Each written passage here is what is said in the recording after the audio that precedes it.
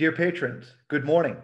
After Voyager Digital and ME2C, some of you may think that we're putting our biggest names out early. Well, our next presenter blew me away last year given its potential and valuation, and has been slowly and steadily climbing up the charts since then. It is testament to the team that is running the show. It is testament to the wonderful content they put out. It is testament to every man and woman who has to drive an 18-wheeler on an icy road. I used to complain about my job until I started watching one of their shows. Thunderbird Entertainment, ticker TBRD on the Venture and THBRF on the OTC, is a global award-winning full-service multi-platform production, distribution, and rights management company headquartered in Vancouver with additional offices in Ottawa, Toronto, and my adopted city of Los Angeles. Thunderbird's vision is to produce high-quality, socially responsible content that ultimately makes the world a better place. Whether it's scripted, unscripted, animated, factual, it is ultimately all indeed entertaining and in many cases inspiring. Joining us on the call today to give us an overview of Thunderbird Entertainment, it is my pleasure to welcome Ms. Jennifer McCarran, the president and CEO of the company. Jennifer, congrats on opening the OTC bell yesterday. The floor is now yours.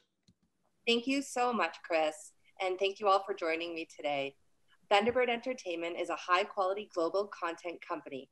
We create, own, and distribute award-winning factual, animated, and scripted content worldwide. We are well on our way to becoming the next major global studio and have over 250 partnerships such as Netflix, HBO Max, Apple, Disney, Discovery Channel, NBC Universal, and many more. Our mission is to create content that tries to make the world a better place, makes people happy, and provides a much-needed escape, especially during these unprecedented times. A great example of our mission and style of content is Molly of Denali, which you'll see on this slide here. This summer, we won the prestigious Peabody Award, nominated alongside shows you may recognize like Stranger Things, Succession, and Fleabag. The Peabody honors the most powerful, enlightening, and invigorating stories of the year. We also won Best Inclusivity Award at Kidscreen this week. We are well on our way again to being recognized as a major global studio, and never has there been a better time to be in the content creation business. Going forward, here's Kim's Convenience. This is a great Canadian comedy featured on Netflix and CBC, and our lead, Simi Liu, was discovered on Kim's and has recently been cast in the Marvel feature film universe as Shang-Chi, Marvel's first Asian superhero. We're so proud of him. And the dad here is on The Mandalorian. We're a micro-cap company with revenues of over 80 million, increasing over 40% over fiscal year 20, and EBITDA of over 15.5 million, which increased over 20% in fiscal year 20, and we're growing. Our award-winning team of 1,000 artists is based in Los Angeles, Vancouver, Ottawa, and Toronto. And in addition to the Peabody Award, this summer we won an Emmy, a Television's Critic Award. Fast Company added Thunderbird Entertainment to its list of 2020's most innovative companies to watch. And we were on Canadian Business Magazine list of 2020's fastest growing companies. Our extensive library continues to generate recurring revenue for us from names such as Da Vinci's Code, Beatbugs, Game of Homes, and more. And with new alliances with toy and gaming companies, we are able to further leverage our IP and content into the world of merchandise, gaming, microtransactions, which will open up new and possibly very lucrative revenue streams for our company. The two main drivers of our company are Atomic Cartoon, Kids and Family, with shows like Beatbugs, Lost Kids on Earth, Hello Ninja, and more, and Great Pacific, our factual documentary style division with hits like Highway Through Hell, Save My Reno, and Kim's Convenience. We're uniquely positioned in that both factual and Kids and Family are the cornerstone of each streamer's strategy to glue that key co-viewing audience, which is essentially families at home gathering to watch content together. This is the stickiest of all demographics, as people are less likely to subscribe and unsubscribe when Kids and Family are glued. We have zero corporate debt, and our free cash flow increased 12.3 million over fiscal year 19. We're young, we're nimble, and we're growing. Here's a look at our scaling and profitability. This slide illustrates the phenomenal growth, and we have great visibility of the same pace of growth right through 2023. The picture here is of our Lego Star Wars Holiday Special that we developed with Lucasfilm and Lego, and it dropped November 17th on Disney+. Bob Iger sent our team a note saying he couldn't tell the difference between our special and some of the feature film work. Be sure to check it out if you already haven't. Moving on to our company overview, featured here is Princesses Wear Pants. This is a show we developed with Savannah Guthrie from the Today Show, Ali Oppenheim, her husband Noah Oppenheim runs NBC News, and Drew Barrymore. A New York Times best-selling book series, this is a new take on princesses, where the prize is not marrying a prince at an end, rather featuring diversity, inclusivity, and while it's still okay to embrace your pink and sparkly side, it's more important how you lead and the values with which you live your life, rather than what you look like. It's been set up at a major streamer, I'm sure you can guess which one, to go head-to-head with Disney's Princess line. We own a significant piece of the merchandise, gaming, etc., and I'm positive that any of you listening in with little girls may understand how popular this can be. Taking a look at our company evolution, we were founded in 2003 with a mission of creating libraries to lift and fund IP exploitation and create major global brands. In 2014, Great Pacific Media was acquired, and in 2016, Atomic Cartoons. And the original mission remains very much alive today, as our major global brands delight audiences around the world and are increasingly moving into ancillary businesses like distribution, consumer products, toys, and video games.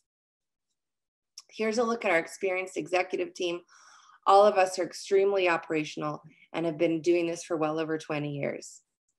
Taking a look at Atomic Cartoons, a more granular division, we produce high-end content across multiple 2D and 3D pipelines and genres spanning preschool, comedy, action adventure, adult, and everything in between. Featured here is Jack and the Monster Blarg from our New York Times adapted best-selling book, Last Kids on Earth.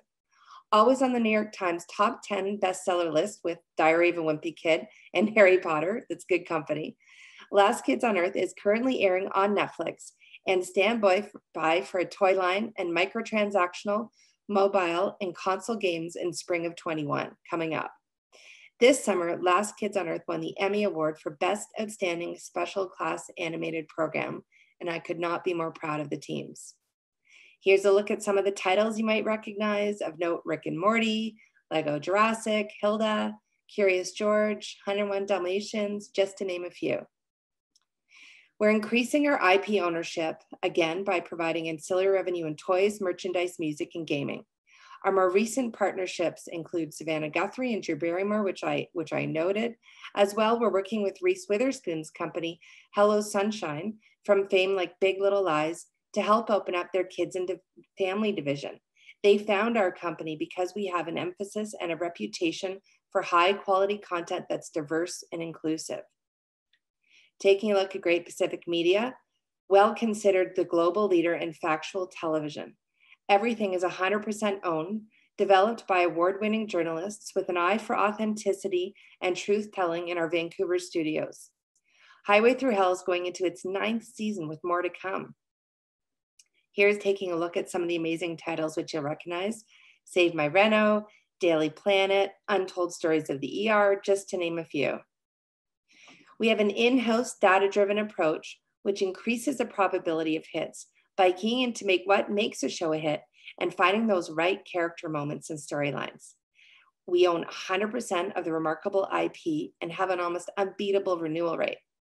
Highway Through Hell is widely considered the most successfully independently owned unscripted brand in the world, with 2 spin-offs, Rescue 401 and just released Mud Mountain. Here we'll take a look at our new consumer products and distribution division, which launched on January 11th. And we were thrilled to announce the hire of industry heavyweight, Richard Goldsmith. Richard is well regarded as one of the absolute best in the industry, having worked at Disney, Warner Brothers, Jim Henson Company. Richard joined our company because he sees the incredible work taking place. Once we made the announcement, I had so many calls that week from Netflix, Disney, you name it, going, oh, wow, you guys hired Richard Goldsmith? Incredible. This new division will allow us to further increase and exploit our IP ownership in video games, merchandise, all cross-media exploitation, and increase ownership as we distribute content around the globe. Announced properties like Nate Creates with the Jim Henson Company of Muppets fame, and Murmakono from Tokidoki, the insanely popular Japanese lifestyle brand, will be set up under this division. And instead of hiring a third-party consumer products and distribution division, we will able to further increase and leverage ownership from Thunderbird. Plus, we can act as a third-party distributor for other companies. I love this slide because as a content creation company, we're nothing without the amazing talent and creative force of people that we work with. Talent has joined Thunderbird from Disney, DreamWorks, National Geographic, Pixar, just to name a few. They're coming to Thunderbird because they see something truly special happening and want to be part of this amazing journey that we're on. Of note, our response to COVID. This slide is important as we managed to successfully transition 100% of staff to home without missing a beat or any deliveries. This only further deepened trust with all of our partners. We're compliant with tier 1 security such as Disney's, and in a time where live action has had trouble shooting with 200 people on a film set does not reliably work, our two main drivers, animation and factual, can work and have thrived at this time. We've increased benefits to our workforce and are working to do our small part as good corporate citizens to take care of those that we can. Additionally, we used to think of our studio by capacity. How many people can we fit into a building? Now, if we're offered a show that we love and have passion for, we can go for it as we're no longer confined to the 4 studio walls. Again, this just underscores that demand was strong before the pandemic and now it's through the roof. I'm sure many of you listening in have crushed more Netflix than you ever thought possible. It has definitely helped me with homeschooling and a break from the somewhat depressing news cycle. Taking a look at the industry landscape, this is Sebastian Clovis and Sam Pin from our hit show Save My Reno, and season 4 goes to air March 16th, so be sure to check it out. Escalating demand for content. Launch of 5G will change things. It's essentially like going from a garden hose to a fire hose and how quickly you can download content anytime, anywhere, on any device. High quality content like Thunderbirds will continue to stand out. And the new players coming online are not startups. These are major players like Apple and Disney. And they're getting into this because they see the success of Netflix and what a massively lucrative industry this is. Content spending's on the rise. These are published commitments to content spending from Netflix, Amazon, Hulu, and Apple through 2022, and it is huge. Stay-at-home spending continues to grow. Subscription streaming, electronic sell-through.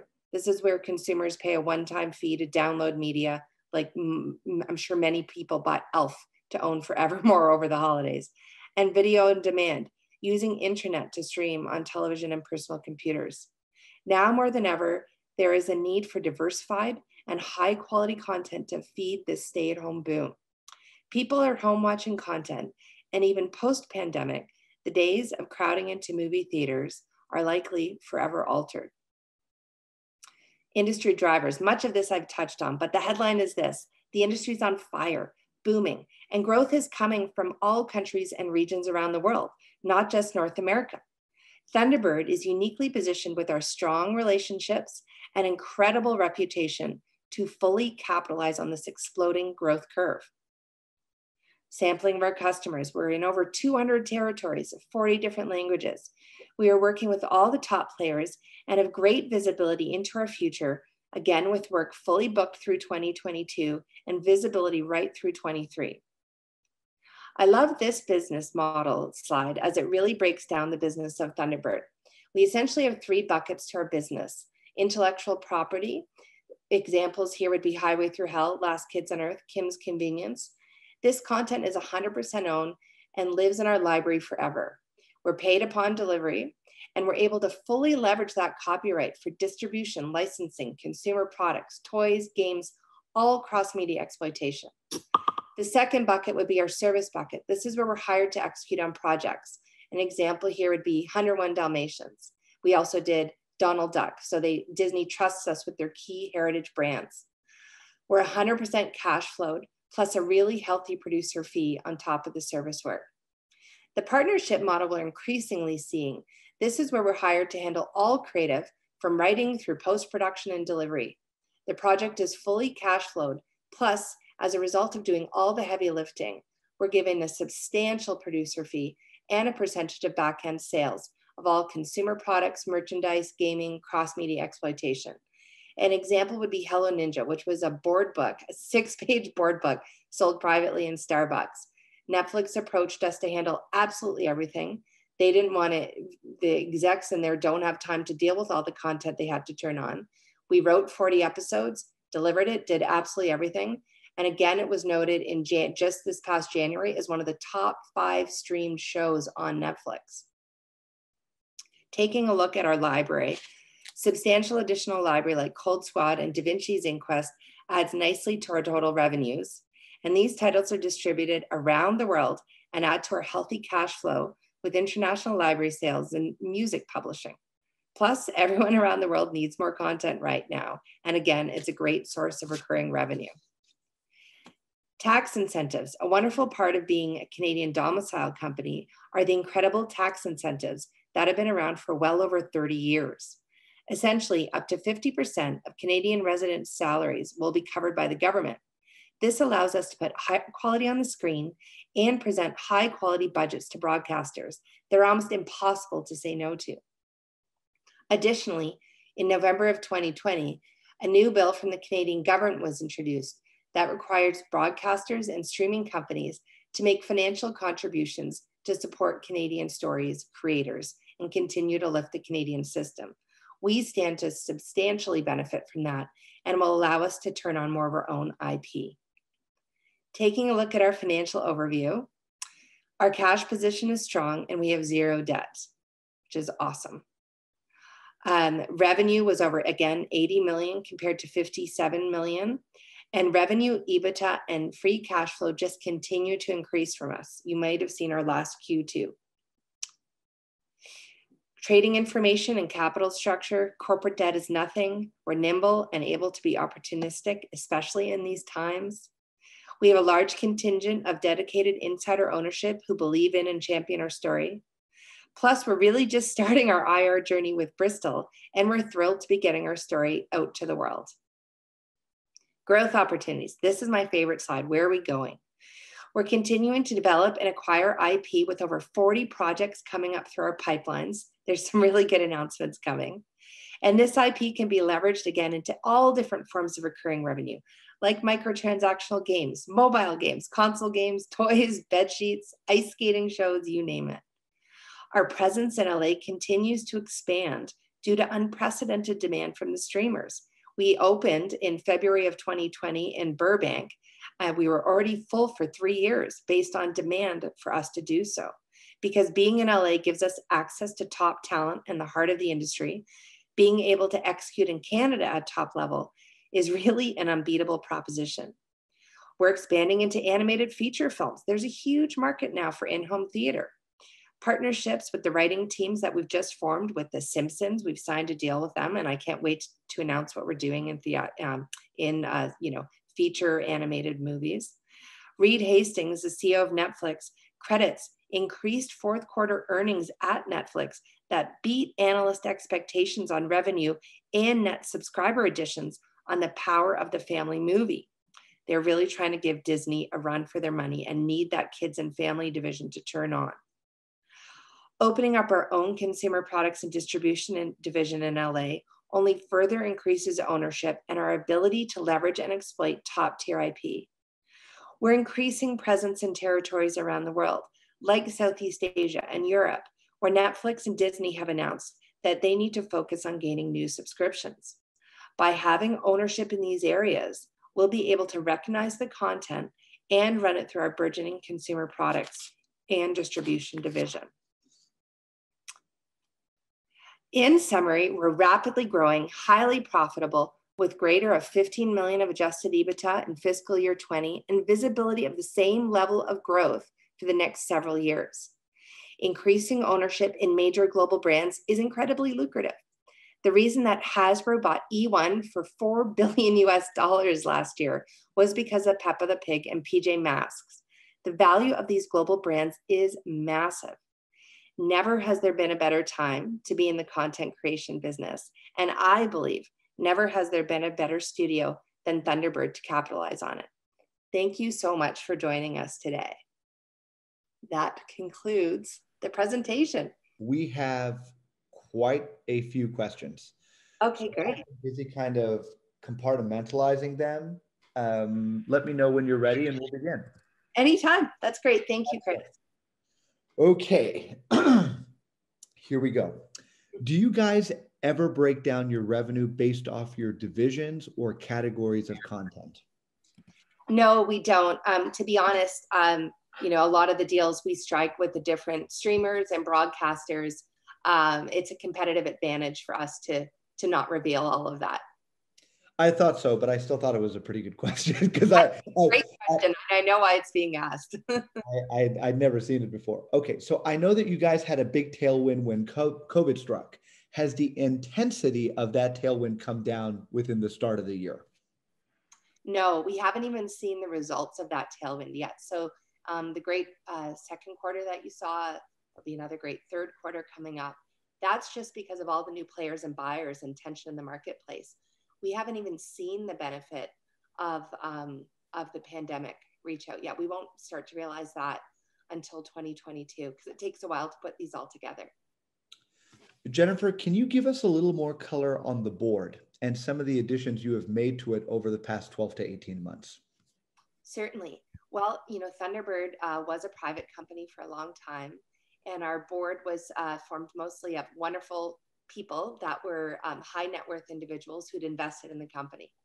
But as we go forward, we want a diverse and inclusive board that is symbolic of the content that we're trying to create, that is pushing us forward to that next level to become the next major global studio. And we're slowly and strategically making those changes. On a public company comp basis, who reminds you most of Thunderbird? Oh, that's a great question. I think E1 is a great comp. There's no reason that we're not going in that direction. And then there was a follow-up. Do you guys ever see your Canadian counterpart, WildBrain? Yes, certainly. We have offices in Vancouver, and we wish for the health of WildBrain. The industry does better when everyone's doing well, but we've been careful not to leverage the same amount of debt. I think that's a key differentiator for us. We have zero debt. We've done all this growth organically. How big is merchandise on a revenue basis? And the follow-up is, I know that historically this has been a low number, but do you see this changing over time? Definitely. In our forecast, we always have very conservative estimates. We do ultimates based on merchandise, low, medium, high. And in our forecast, we only ever use very low ultimates. We get paid, we make money just making the shows. Anything on top that comes in for merchandise is a bonus. If there was a major hit in here, that would be transformational overnight for the company, but we're not counting on it. And we won't see the benefit of our consumer products and distribution division, sorry about my dog, until 23 and forward. So we have yet to see any of that benefit. Understood. So this was actually my favorite question submitted in your, because remember, there are certain words that are used a lot in both financial services and entertainment. In your eyes, what do you consider a hit show? And how does the calendar for new content look like in 2021? I love this question. So we have about 50 properties coming up through the pipeline. We have teams that have joined us from DreamWorks, from Nickelodeon, from History Channel, from National Geographic. Their whole job is just sourcing and creating new content to sell that we own. And I think a hit can take on, we listen to our audiences. Where's the repeat business? How are people viewing things? When you look at Highway Through Hell, for example, being in season 9 with more renewed, that's a hit. When you look at Last Kids, which we own, and you can regularly see it streaming in the top 10 of all Netflix shows, not just kids and family. I think it was up there with the British Baking Show recently. We know that it's resonating with audiences. We want to create content that people identify with, that people come back to. And that really just makes people happy. It's that simple. You don't have any plans of doing a show on an event planner who can't do an event because of COVID now, will you?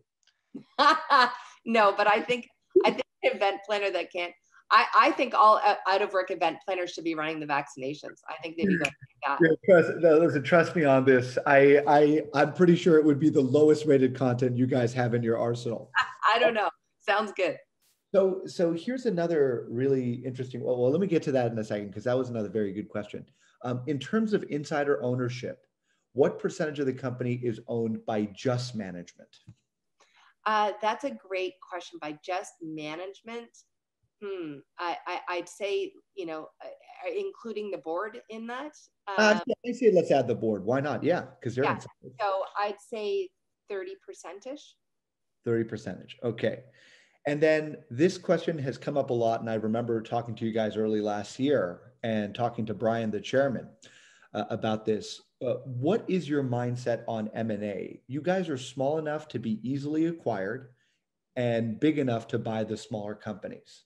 What's your stance on this? I love this question.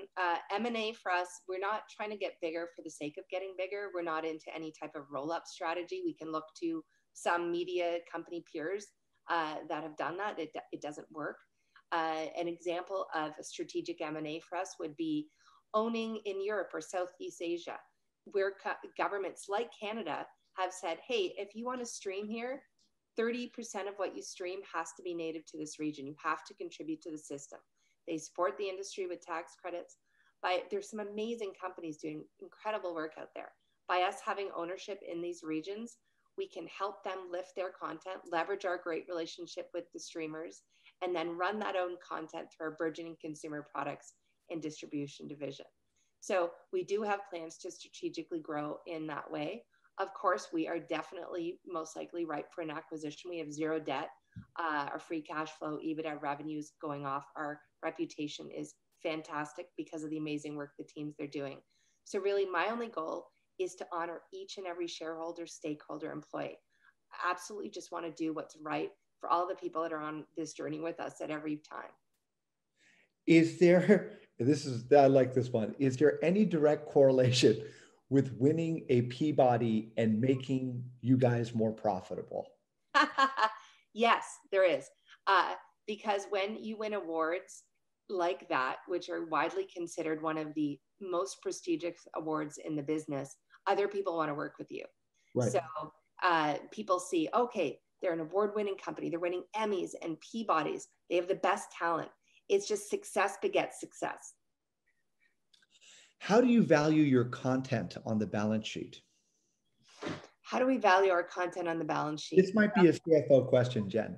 I mean, this is, I was almost thinking of not asking it, but it's because it's very arbitrary. Like for me, at least as an investor, looking at it last year, the sum of your content was worth much more than the market cap, especially when you have the bigger players like the Disneys and the Netflix of the world basically acquiring everything that they can get their hands on. It's a land grab.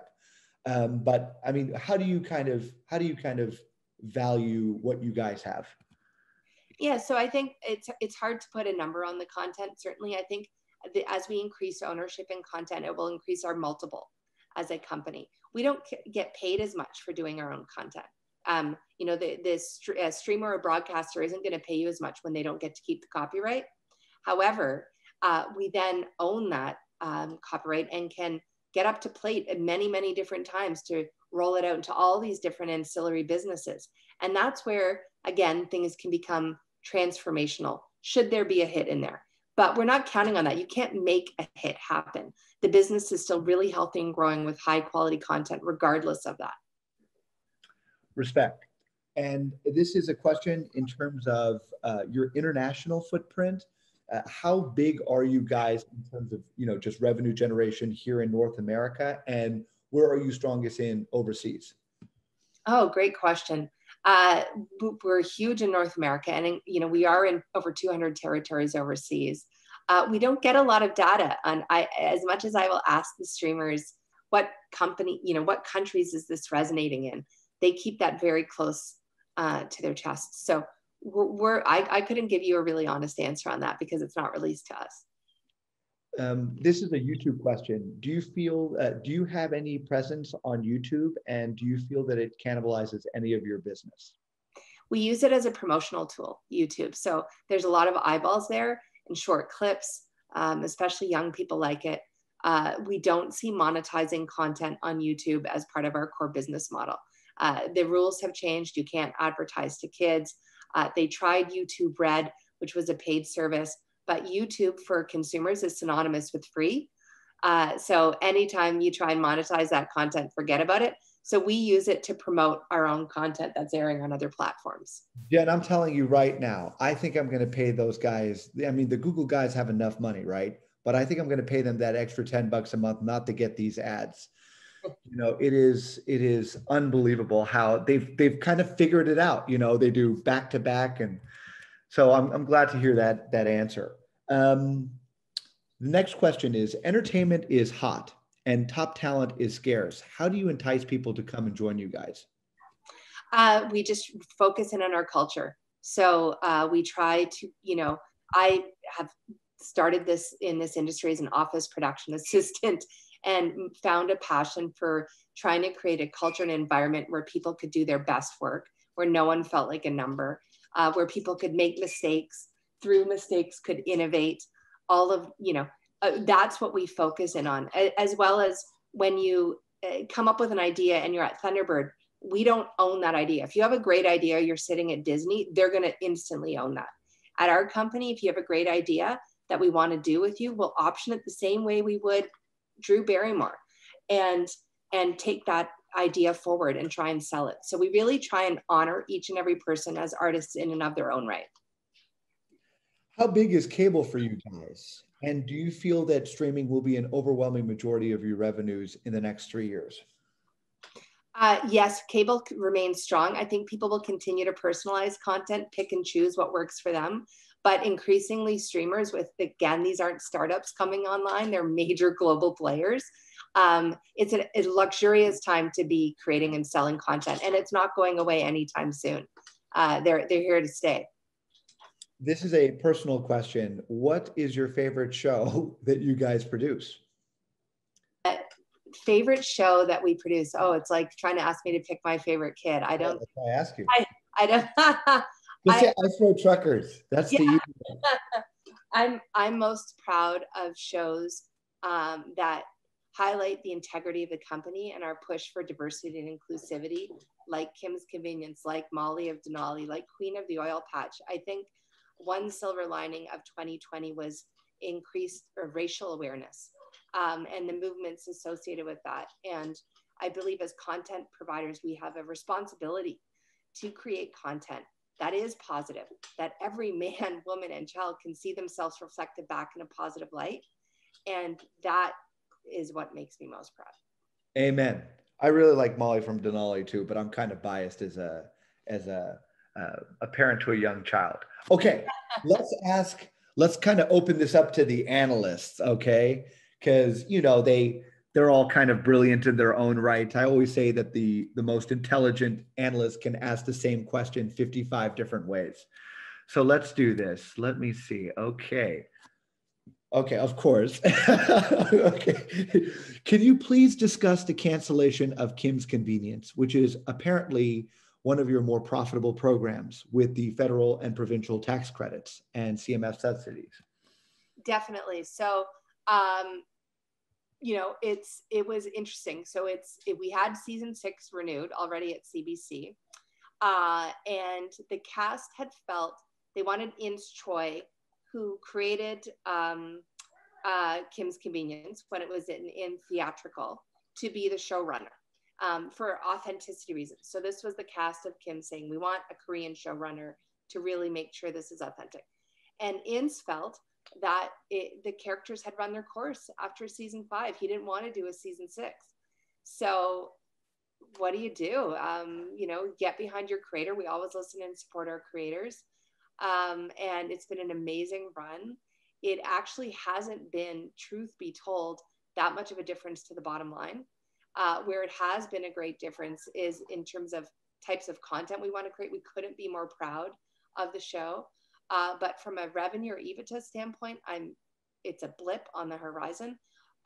From an emotional standpoint, we're sad to see it end, but we want to support our creators, and the content will live on in other areas. Season 5 is not yet available on Netflix. What is the timing of your revenue recognition for that season? For that season, I'll have to check with Barb to give you an exact answer, but generally it will hit, in Q3, and where we would have seen season 6 would have been Q3 2022, and it's fine. It won't affect our financial standings. It's just, it's sad to see it come to an end, but again, we got to support the creator and his vision. I'm pretty sure I know the answer to this question, but I still feel like I should ask it. The creators have expressed a desire to move on to new projects as the reason for cancellation. Will these new projects be with you? Yes, 100%. Okay. Yeah, and we already have a spinoff with Nicole Power called Strays that's underway. So the spinoff is already signed, sealed, delivered, and going. So there'll be more to come. And there's another question from my boy Patrick that's a continuation to Kim's convenience.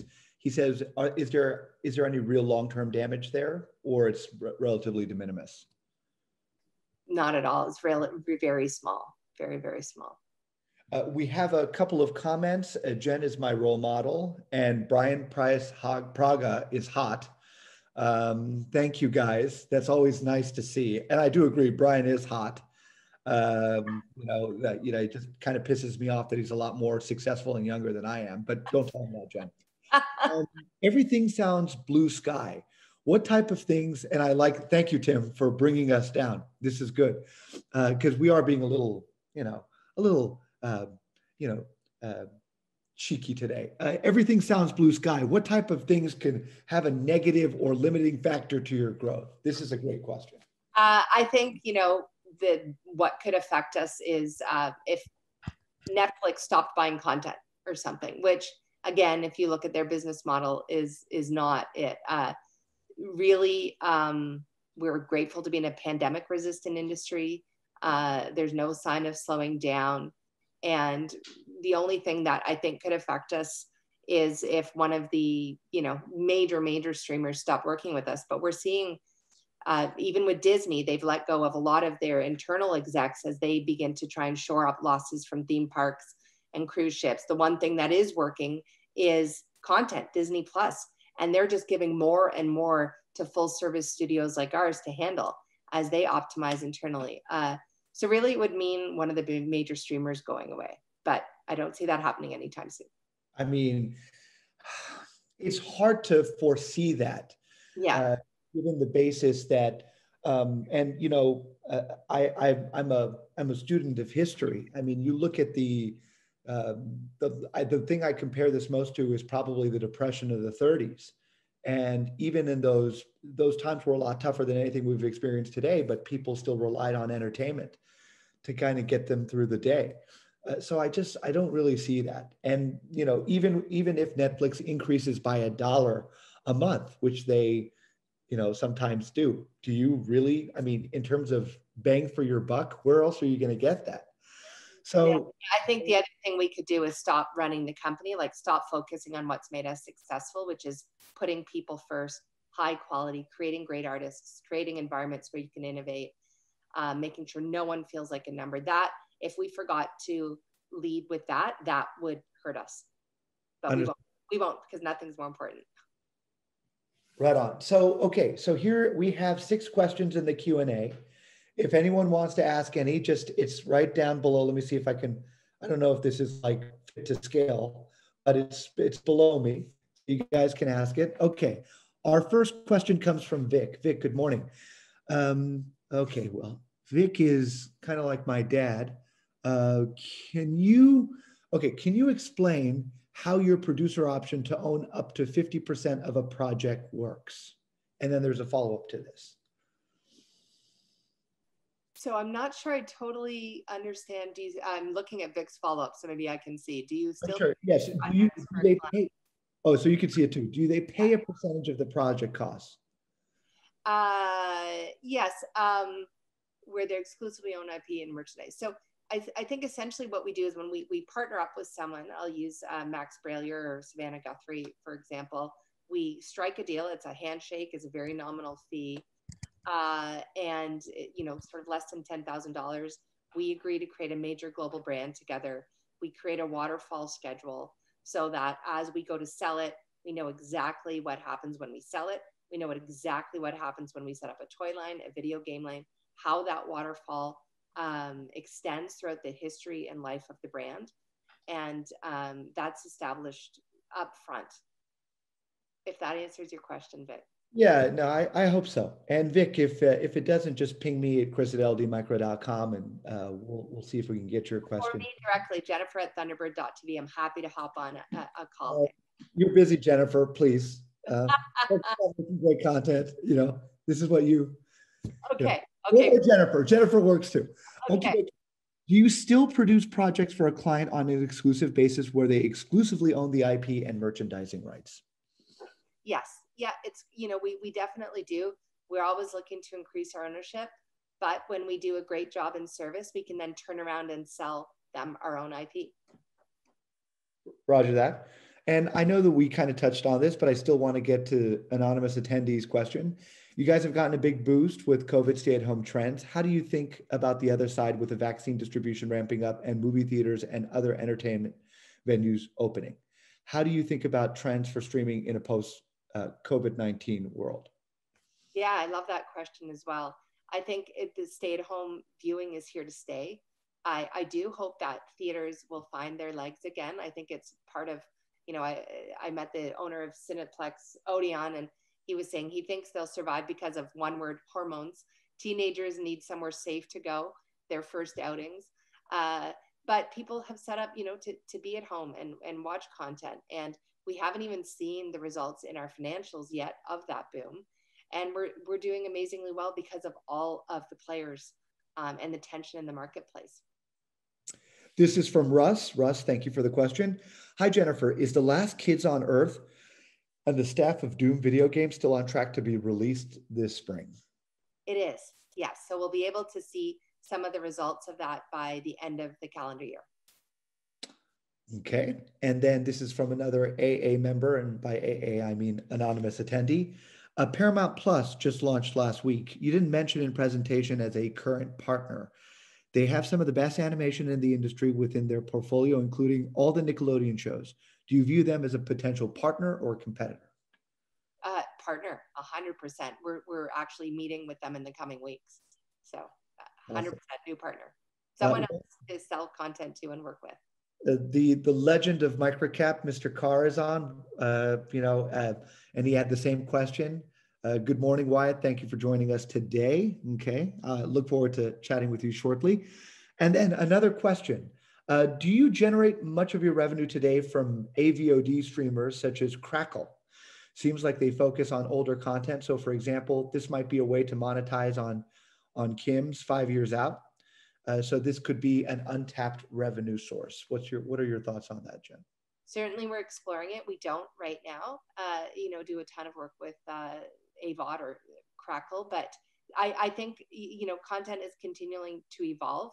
And even if you look at the way Disney's metering it out compared to Netflix, they're sort of dropping one show a week, more the traditional basis. And so I do think, AVOD is a reality and here to stay. So we are looking at it. And then let's make this our final question. Let's see. There's more coming in. Pixar and others have shown that merchandising can be as or more profitable as producing a show. Absolutely. Who do you partner with for merchandising, and what do the general economics look like if you did? Yeah, it's a great question. I mean, you can look at when George Lucas created Star Wars, he asked only to be paid in merchandise, and everyone was laughing at him thinking, oh my gosh, we got the director and the creator, he doesn't even take a salary. Well, guess who had the last laugh? George Lucas. And when these brands are successful, it is absolutely phenomenal. I think the example I gave in my presentation is the best one. Hasbro bought E1 for $4 billion US. And when you look at the metrics of that deal, it was because of Peppa the Pig. So the power of these global brands when they hit is phenomenal. I indirectly contributed to that revenue. So I'm Oh, sure, yes. yeah, Yeah. Peppa was very good. I don't know which she loves Miraculous. That's her show. Okay, so let's ask. These are my final questions. These are from me. Okay. And I don't know if you remember when Wall Street Journal Weekend Edition had this on the back of the magazine. What does your typical day look like? Where do you concentrate and focus most of your time, energy, and attention? I love that question. I'm a very early riser. I'm up super early. I've got 3 kids, an older blind dog, a new puppy. I don't know why we added in a puppy, but why not? We're all at home doing nothing. And really, I try to focus always in on setting the vision, setting priorities for the team. Before I launch into reactive mode of a million emails, I ask myself, what are the goals for this week, the month, the year? Are they communicated clearly? Does everyone know how their individual roles contribute to the overall success of the company?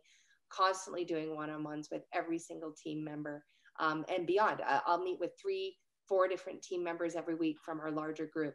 So that's what my day looks like. And then I'll get into the more granular. I still do a lot of operational work with, bringing in the business. I deal with a lot of the partners, which I love. That's where I come from. And increasingly, because of the pandemic, I've been grateful that I feel like I can spend more time on the IR, because I couldn't fly everywhere before. I couldn't have meetings in Los Angeles, Netflix, and then go to a conference in New York. Now I'm happy to get up at 5 a.m. in Vancouver and start doing IR work all day and then get to the operational. It's been a real boost for me. Absolutely. So, okay, this is me being selfish. Okay, so like millions and billions of people around the world, this COVID thing has obviously increased everyone's anxiety. And one way I cope is by watching cooking shows and food shows. Do you guys have any content devoted to that category in particular? And what do I need to do to convince you today to buy the rights for Man versus Food? I love this question, and it is something we are heavily looking at when we look at our combined divisions and how they contribute to gluing families watching content. One of the biggest hit shows is MasterChef Junior. Well, we've got a factual division and a kids division. There's no reason, like, we're really looking at how do we work in, more symmetry together? How do we bring the divisions together? Kids cooking shows heavily being discussed, looked at. There's a huge need on all the streamers for cooking shows. So stay tuned is what I'll say. So I will. I was going to say that for me, if that was ever available, or Reading Rainbow, those would probably be where I would spend my time and attention, because of it's just this concept of eating an 8-pound burrito is is captivating. Let's just put it that way. I love it. Last question. So I want to come back full circle on this because I think it's important. And I started looking at Thunderbird a couple of years ago. And one thing that really stood out in a very positive and meaningful way is I looked at it. I looked at the team, and it was predominantly women. And I know there's a lot of things going on about equal rights and uh, a fair opportunity for everyone in this country. And I am a product of that. I grew up. We did not grow up with money right outside of Fort Worth, Texas. I consider myself a minority. I didn't really have anyone both in my community and my family that I could ultimately look up to. So when I saw that, Jen, when I just kind of saw that off the bat, I was like, wow, this is great. This is a remarkable thing, because most companies that are public tend to be male dominated. And I got to say this with LD Micro too, we're doing our very best to change that. In fact, I think at this count, we have more women than men, which is rare in financial services. But how do you feel this dynamic has helped you guys? And just kind of touch base a little bit on International Women's Day yesterday and you opening the bell, because I did not see it. Well, I love this question. And our company is currently 45% women, 45% men, and 10% gender fluid. And I think, can all look at the statistics when boardrooms, management teams are more diverse. And I think women bring a different touch to business. I do think that when you look at truly successful companies, they've always honored the people and put them above the bottom line. And then the bottom line, when you build a culture of excellence, the rest falls in place, 100%. And in terms of where we are in 2021, in Canada, it is a fact that there are more CEOs called John than there are women in Canada. And I think as we go forward, I have 2 daughters and a son, and I hope that by the time they're my age and launching into the world, that has switched, and that you don't have to give up parts of your, you can still have a family, still be a mom, still have a big job, and all of those things aren't mutually exclusive. I think this dynamic will change. I don't think that this is a transient tailwind.